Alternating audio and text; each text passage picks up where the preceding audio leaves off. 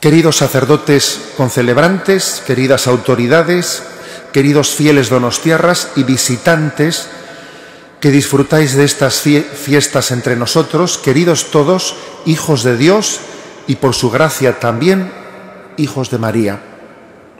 Ayer por la noche resonaba en la Basílica de Santa María las voces del Orfeón Donostiarra en el tradicional canto de la Salve.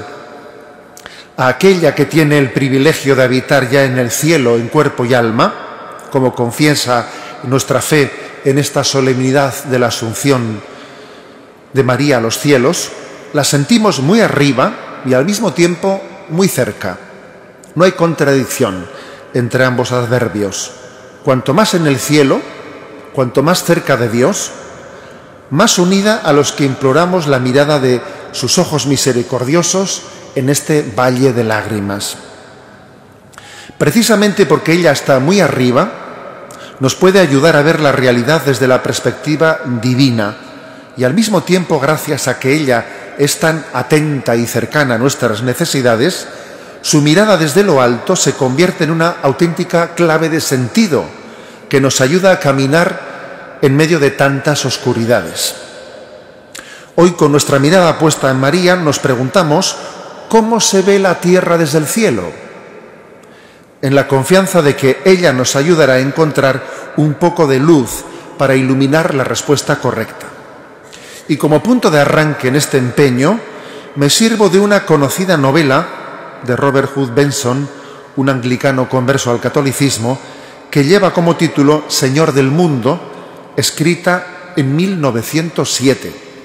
Recurro a esta novela porque en diversas ocasiones el Papa Francisco la ha citado como una clave hermenéutica para comprender la crisis contemporánea. Concretamente, en la rueda de prensa que concedió en el viaje de retorno de Manila a Roma, a propósito de la colonización ideológica que desde la teoría de género se está imponiendo a todos los pueblos y culturas, el Papa comenta: les recomiendo que lean este libro y leyéndolo entenderán a qué me refiero con la expresión colonización ideológica. ¿Cuál es la tesis de la citada novela recomendada por el Papa y a la que me remito para inspirar el diagnóstico de nuestra crisis contemporánea? Se trata de una profecía de la llegada de un falso humanismo mundial, de apariencia pacífica y adornado de ciertos valores éticos, pero que en nombre de lo políticamente correcto propone imponer unos valores contrarios a la ley natural y a la ley divina, y para ello se empeña en reducir al cristianismo a su dimensión privada, expulsándolo de la vida pública. La novela no tiene desperdicio, hasta el punto de que uno tiene la sensación de estar contemplando en ella la radiografía de nuestros días. Por lo que a nuestra historia reciente se refiere, todos recordaremos cómo en el momento de la caída del muro de Berlín acuñamos ingenuamente el concepto de la caída de las ideologías. Llegamos a pensar que se había iniciado un nuevo orden mundial sin necesidad de ideologías políticas. Incluso algunos concluyeron que la economía era suficiente por sí sola para cimentar el orden social, sin necesidad de filosofías ni de teologías. El marxismo de la Europa del Este pasaba repentinamente a asumir las tesis de la economía de mercado, mientras que las democracias occidentales, de forma progresiva, renunciaban a su inspiración en el humanismo cristiano. El futuro de Occidente parecía construirse sobre las solas bases del bienestar económico, renunciando a otros planteamientos antropológicos, culturales o religiosos. De esta forma, Occidente cometía una grave traición. Optaba por el tener por encima del ser, por el materialismo y el hedonismo por encima de los valores que inspiraron su historia.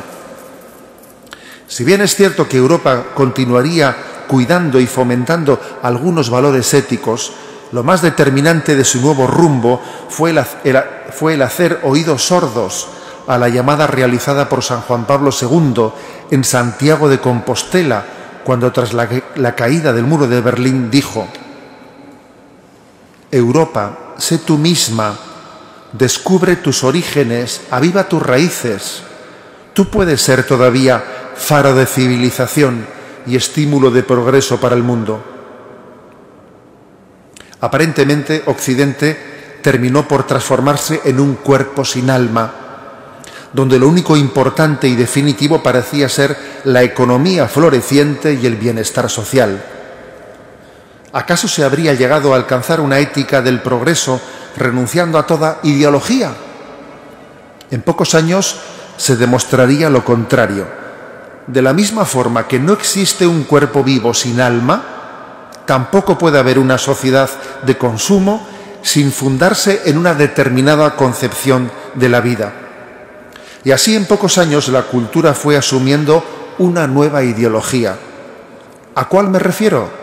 Sin duda alguna, a la ideología de género, que está ocupando el rol del alma de Occidente, anteriormente disputada por el marxismo y el humanismo cristiano.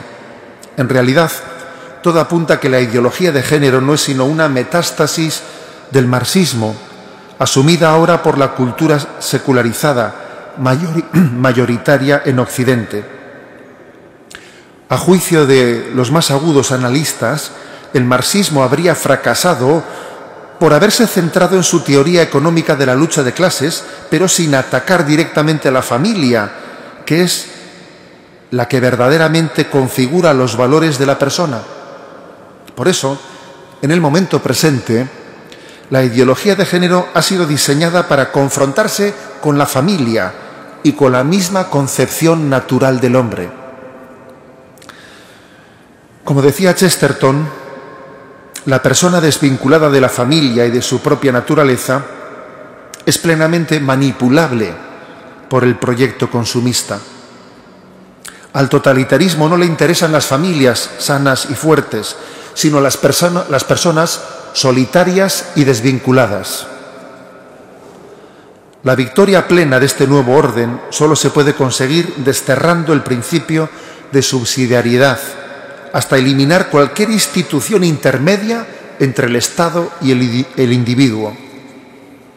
De esta forma el ser humano se somete al Dios-Estado y no le queda más remedio que seguir los dictados del consumismo en obediencia plena y sumisión a lo políticamente correcto. El pensamiento único se ha convertido en ley en nuestros días. En poco tiempo hemos pasado del relativismo a la dictadura del relativismo. En el campo político, los supuestos contendientes no presentan diferencias sustanciales en lo que al pensamiento antropológico y moral se refiere. En realidad, hoy en día, un secularizado de derechas piensa sustancialmente lo mismo que un secularizado de izquierdas.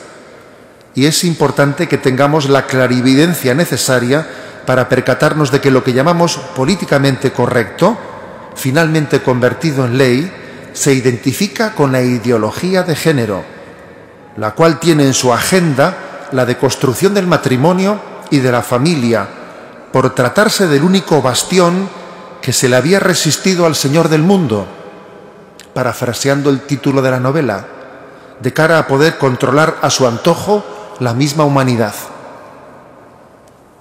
Queridos hermanos, la Iglesia Católica y los cristianos ya hemos superado muchas dificultades en más de 20 siglos de historia. Al final, más allá de las crisis, queda siempre lo verdadero y permanente: el amor de Dios por el hombre y el destino eterno al que nos llama. Tenemos plena confianza en que la providencia divina guía la historia por encima de nuestras contradicciones y pecados, pero precisamente por ello no somos ignorantes ni indiferentes ante los retos del presente.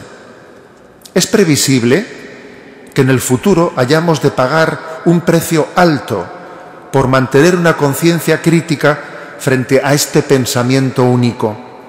Y no digamos nada por ejercer la denuncia profética frente al Señor del mundo. También los nuestros son tiempos recios, como decía Santa Teresa de Jesús, en los que hemos de estar atentos a la permanente tentación de mundanización contra la que con tanta frecuencia nos está previniendo el Papa Francisco. Precisamente, refiriéndose a esta novela citada, esta vez en el contexto de una homilía en su residencia de Santa Marta, decía el Papa Francisco: existe una insidia que recorre el mundo. Es la globalización de una uniformidad hegemónica, caracterizada por el pensamiento único, a través del cual, en nombre de un progresismo propio de adolescentes, no se duda en negar las propias tradiciones y la propia identidad. Cierro comillas a la cita del Papa.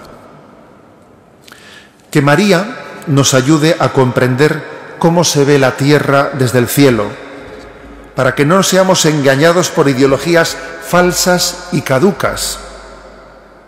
Sabemos que el hombre no es feliz cuando recorre los caminos de su propio orgullo, sino cuando acepta su verdad y su condición de hijos de Dios. Santa María, en su humilde sí a Dios, dice el verdadero sí al ser humano y a la familia. Ella es modelo para todos. En su aparente debilidad triunfa y permanece, mientras que todo lo falso pasa y desaparece. Feliz día de la Asunción de María a los cielos.